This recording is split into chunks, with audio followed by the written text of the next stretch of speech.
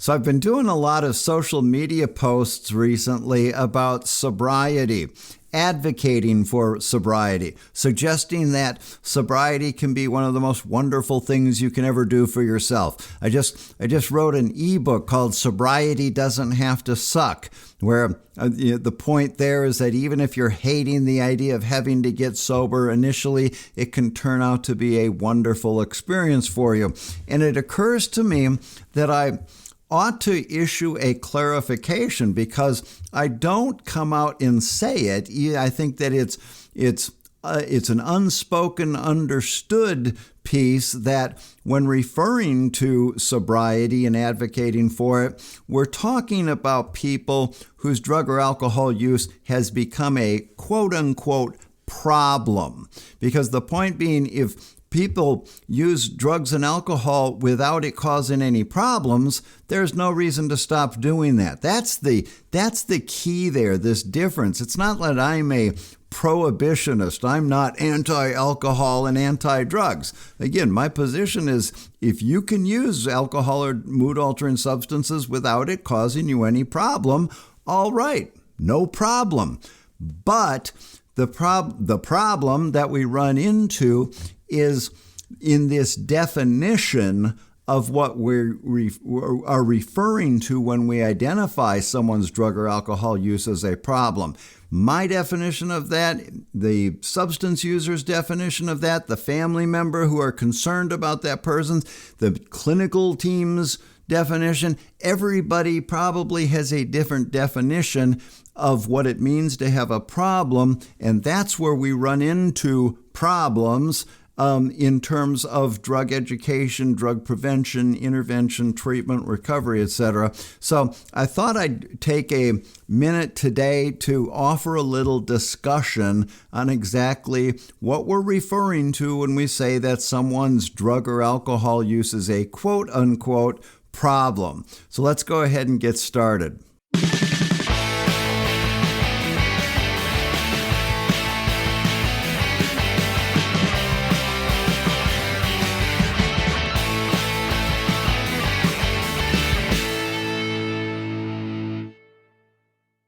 Hey, and so welcome to another episode of Jim Savage Recovery, where we're talking about all things related to substance use, addiction, and recovery. I'm your host, Jim Savage. I offer tools, tips, resources for individuals in recovery, as well as for families who are supporting a loved one addressing a substance use issue.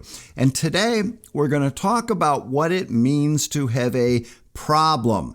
You're going to get tired of me saying air quotes and using air quotes, because this term problem, I've spent the last 10 years developing educational materials and training materials, honing in on my point is that I think the first barrier in effective drug prevention, treatment, intervention efforts is the fact that we have to get on the same page and everybody agree on what we're even talking about. When we're throwing opinions around, I think that person's drug use is a problem. I don't think that person has a problem. I don't have a problem. Well, I have a problem, but I don't think it's an addiction yet. There's all these different terms that fly around. And when we aren't on the same page, that's the first barrier to any effective progress in addressing a substance use issue. So again, as I said in the beginning, I've been doing a lot of social media posts, and it occurs to me that I don't come out and say, hey, when I'm suggesting sobriety is a good thing, I'm not suggesting that everybody stop what you're doing if you're enjoying alcohol or mood-altering substances. Again, the key there, without it causing you any problems. And so I'm not going to go into really detailed stuff. I have full courses on this stuff, but I'm going to give you some general comments on this to just have a little starting point. Again, difference between having a problem and not having a problem. To put it very simply, I'm a licensed substance use treatment professional. I have a license to diagnose people for substance use disorder. Substance use disorder is a diagnosable medical condition. And I will suggest that, to put this simply, I think that when we're talking about whether someone has a problem or not, when we start throwing that term problem, really what's underlying all that, what people are getting at, is whether they have a substance use disorder or not. So the first thing that I'm going to say, to classify something as a medically diagnosable condition, they have to go through exhaustive years of research to even classify something as a medical condition and to be able to give it a diagnostic framework. You have to be able to identify symptoms and know that it's going to be the same for everybody, the way that it plays out. There has to be a specified treatment. We have to be able to give a prognosis relative to treatment compliance. All that goes into classifying something as a diagnosable medical condition. And so, again, it's not voodoo science and it's not opinions if we're saying that someone meets the criteria to have a substance use disorder. And so the first thing that we'll say here is that if a person doesn't meet the criteria to have a substance use disorder, they don't have a problem. There are plenty of people who use alcohol or other mood-altering substances, maybe even use alcohol heavily, that don't meet the criteria for substance use disorder. It's complex.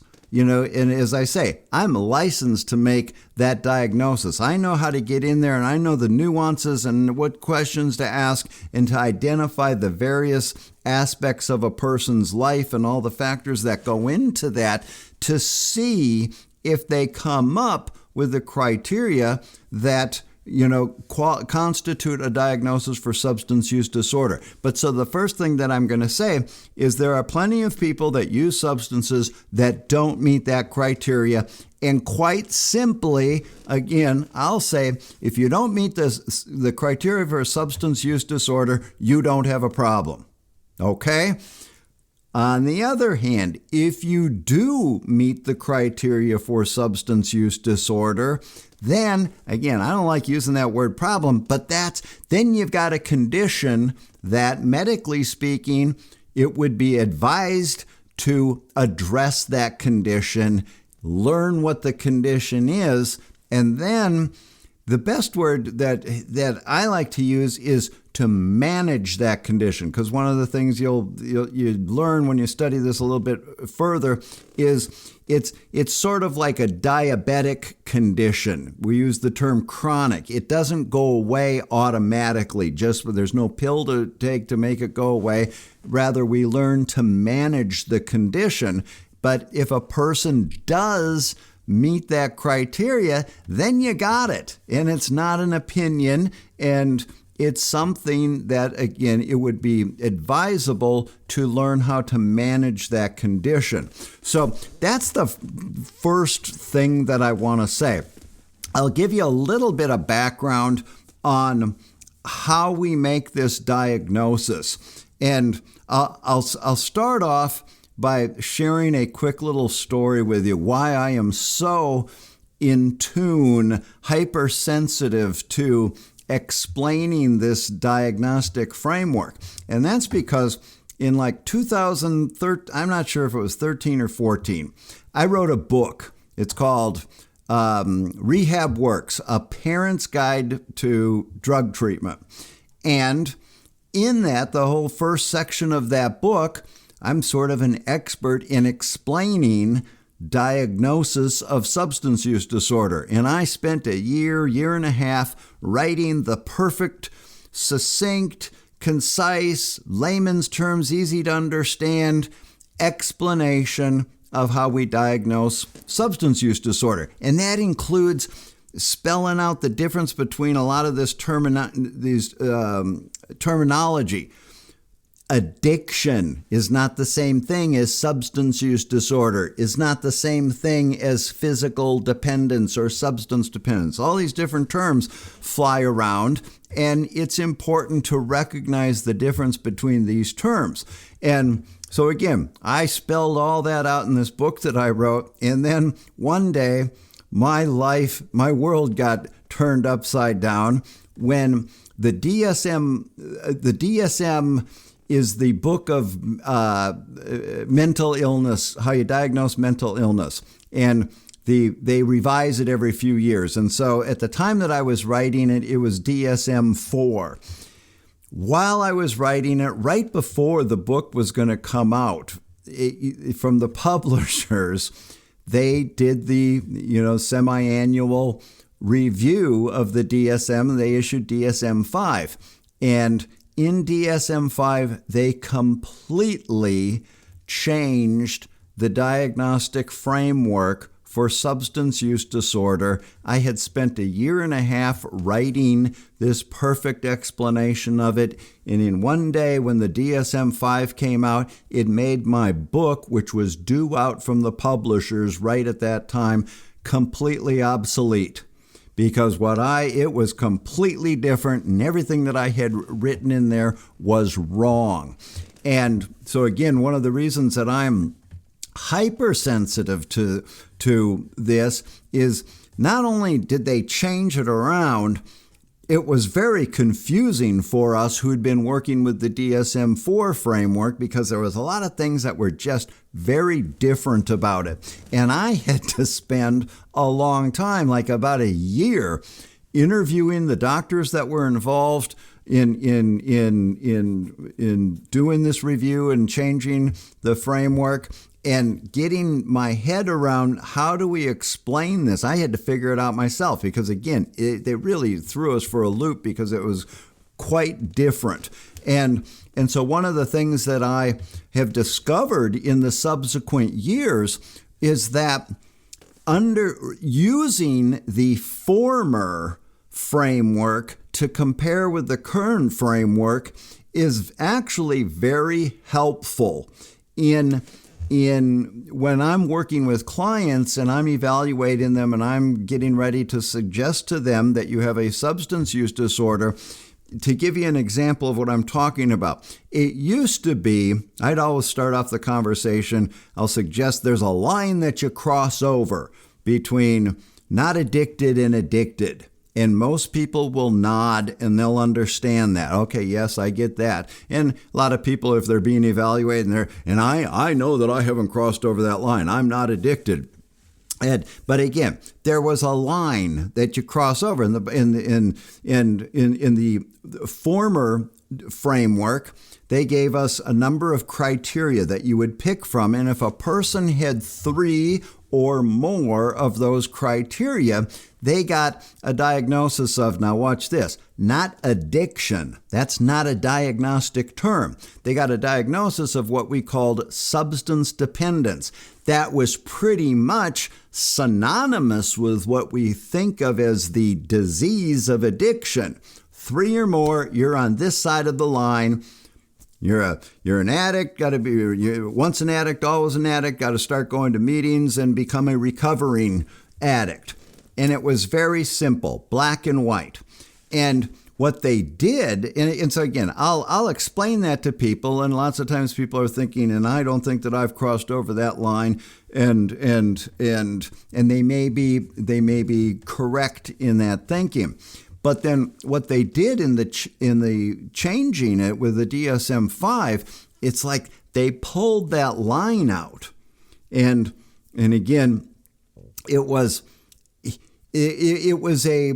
I've come to realize a brilliant move, because all that time I used to sort of way in the back of my head thinking, I'm not sure it's as black and white as this, because there's a lot of people who look like they use addictively for periods of time, or at the time that I was diagnosing them, that I slapped that label on and said, yep, you got the 3 or more criteria, you're on this side, no going back, you're an addict the rest of your life, blah, blah, blah, all that kind of stuff. And I used to think, especially I worked with young people, and I realized putting that label on young people at that stage in their life, I'm not certain. All that stuff that I said, this is going to happen to you and it's going to be the rest of your life, etc. I wasn't sure that was really accurate. And sure enough, when that was one of the main things that got sort of illuminated by the change in the framework. What they did is they pulled that line out and said, now it's all one condition. It used to be substance dependence on the right-hand side. That's the addict and got to go to treatment, become a recovering person. And on the left-hand side, the mild end, it was substance abuse, a diagnostic term, substance abuse. But that was sort of like, we didn't do anything with those people. Slap on the wrist, maybe send them to a first offender drug education class for a day or something. And then, interestingly enough, when I was studying all this at the time of the change, I came across a piece of literature that said we tend to see higher relapse rates among people with substance abuse diagnosis than we do with substance dependence diagnosis.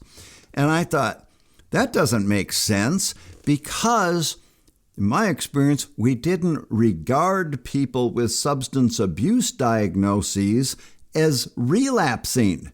It's only the addicts that relapse. I've got a sobriety date. If I use again, I relapse and I start over from day one, counting my days again. Okay? And we didn't identify people on the mild end as falling into any category that we needed. Bottom line is, what I realized, we didn't treat them with the substance abuse diagnosis. We just said, don't do that anymore, better be careful, make better decisions, and we let them go. And then all of a sudden, here comes this piece of research that says we see higher relapse rates with the people on the mild end. And, okay, I realize that's because we didn't do anything with them and they would continue to use. And the only thing that increases your chances of moving over to the more severe end of the spectrum is continuing to use. And so one of the values of changing this diagnostic framework was they took out these two terms of substance abuse and substance dependence, and they made it all one, called substance use disorder. And so today, lots of times I evaluate, especially young people, and I'm not afraid that I'm going to threaten them by suggesting to them that they have a substance use disorder. As opposed to back in the day when I used to say, I could tell that they were on the severe end, but I knew if I said, you're addicted, you've got to go to treatment, that I would be met with some resistance with that. But today, lots of times I'll say, you've got a substance use disorder, all right. I can tell you that right now. Again, I'm not saying that, I'm not afraid of threatening them and getting them to run off. But I said, where you are on that spectrum, mild, moderate, or severe, that's another question. We need to delve into that a little bit deeper. But can you understand that you might meet the criteria for having a disorder? And usually they'll be able to say, yes, I can see that. And then we just need to do a little bit more education about the implications of if you do have the disorder. And again, a second ago, I said mild, moderate, or severe. That was the other piece that they said. Now you get a diagnosis of substance use disorder, mild, moderate, or severe, and there's different treatment plans for those different categories on that spectrum. Now, the other thing that was significant and really threw us for a loop is we identify what we call characteristics of addiction. And that's where, for the people on the right-hand side of that line, if you're into the realm of addiction, you're going to experience loss of control. It's going to be progressive. It's a chronic condition, etc. And we didn't think of that applying to the people on the mild end. But when they took out that wall and said it was like a wall in a swimming pool and it all sort of melded together, then all of a sudden they're saying that people on the mild end were susceptible to experiencing those same characteristics that we used to say were reserved for the severe end or the addiction clients. And at first that didn't make any sense. No, if someone has loss of control, that's addiction, but there's clearly not full-blown addiction. And I started realizing after a long time, I could be working with a client who I know is not full-blown addiction, but I could ask them to give them an assignment. Write me 3 examples of times you used when you told yourself you weren't going to. And I know that a lot of them could do that. That would be technically loss of control. I went ahead and did something when I did not intend to do it. And I realized there's a lot of people down on that mild end that would fit in that category. And so that's when I started realizing, and what causes us to progress? That's another characteristic. It's progressive. We start off in the mild end. Sometimes if we have the disorder, the loss of control, I continue to do it even though I know maybe I shouldn't. I was told not to do it, but I continue. And some people might progress and end up down on the severe end. Again, I think I said this earlier. It's a very complex set of factors that go in, and everybody's different. There's a whole lot of things as far as how the brain responds to the drug use, and some people's brains rewire at different rates, and some people move into that addiction stage, and some people don't. That's where the complex part comes in. The last thing that I'll say, again, going back to, I said I was going to keep this simple, to the difference between problem or not problem. As I said, if social use, experimental use, recreational use, those are terms that imply down there on that mild end of substance use. And the implication there is that social use is I use mood-altering substance, either bad things don't happen as a result of the use, that's social use, or second part of that, if a bad thing does happen as a result of the use, you would expect a person to respond like, I don't like bad things happening. I recognize that this bad thing happened directly related to my substance use, and since I don't like bad things happening, they're able to change their behavior so that the bad things don't continue to happen. And so again, someone who is social, recreational, experimental use, maybe they get arrested for a DUI, or maybe they get that would be, that's a harmful consequence related to substance use. Does that mean they have a problem? A diagnosable substance use disorder? Not necessarily. You would maybe expect someone to, I don't like getting DUIs, and so they control their behavior so that, next time I'm out drinking at the bar, I'm going to stop, or I'm Uber home. I'm not going to drive home, or I'm not going to drink because I know that I'm driving tonight, and they don't get another DUI. And so, again, really simplistic, overly simplistic examples of how you diagnose. One of the first definitions of addiction is continuing to have problems related to the substance use after you've recognized that it's causing problems.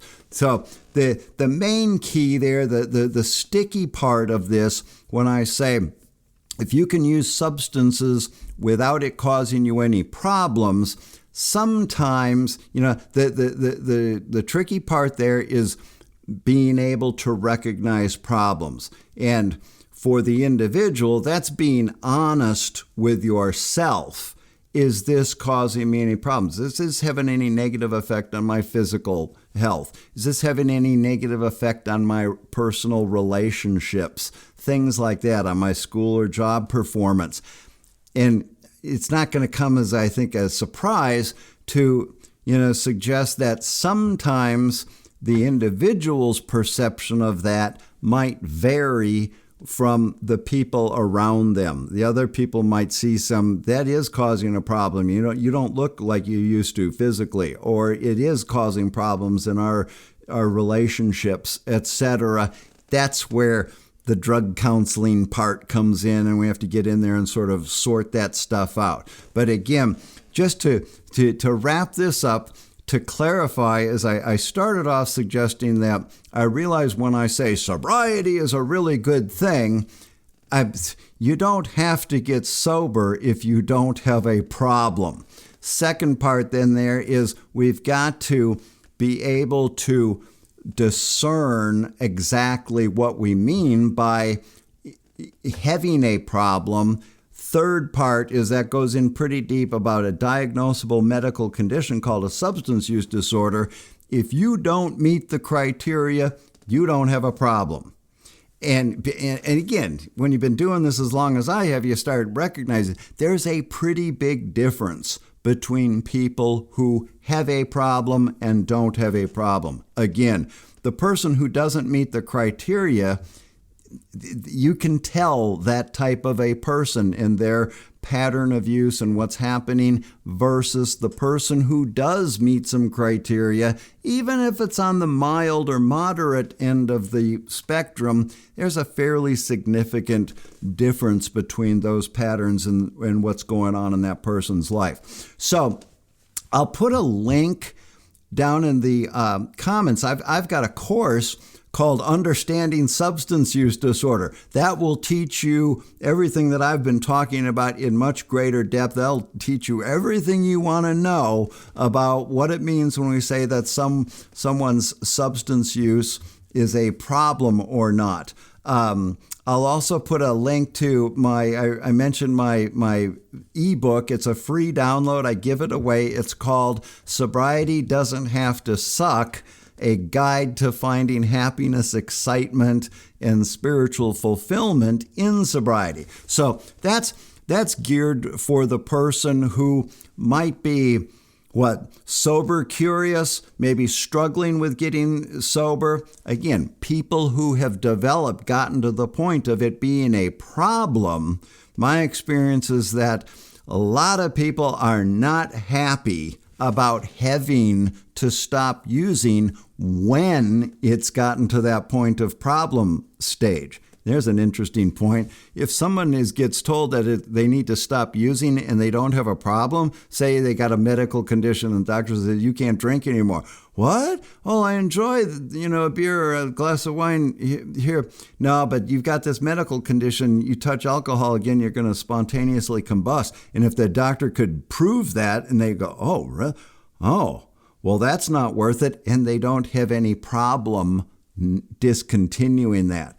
The person who protests a little too much, but I really don't want to have to quit. That's that sneaky little stuff of starting to point towards something's different about that person's relationship with the mood-altering substance. But again, when a person gets to that, it's not uncommon to, when it's being suggested they stop using, to be not happy about that. And one of the things that I've spent my entire career is recognizing the value of helping people find something good to replace what they're giving up, which has been bringing a lot of enjoyment and good feeling. Sobriety is not supposed to suck. It's supposed to be a good thing, and it really can be. There I go with the advocacy thing, right?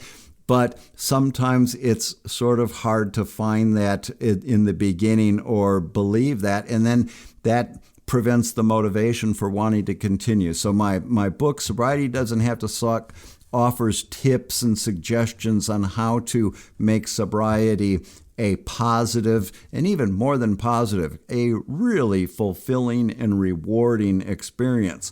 And I'll wrap up by saying, again, sort of the cliche line I've referred to, sometimes having to get sober, it looks like the worst thing that could possibly happen for somebody, turns out to be way better in as far as the implications in different areas of our life than we ever would have imagined. We thought it was just having to stop using, but the things that we do to manage the condition, and i.e. learning how to feel good from within and enriching that experience, that can be a pretty awesome thing. So again, I'll put a link to the free ebook down in the comments also. Hope you got something out of this. I'd love to hear comments from you and hear your responses and get some discussion going in the comments on this one, because it can be sort of a lightning rod for opinions, can it? So, and also, if you got something out of it, I'd appreciate you liking this and subscribing to the channel. I've got new stuff coming out all the time. So again, I hope you got something out of that, and I'll see you next time.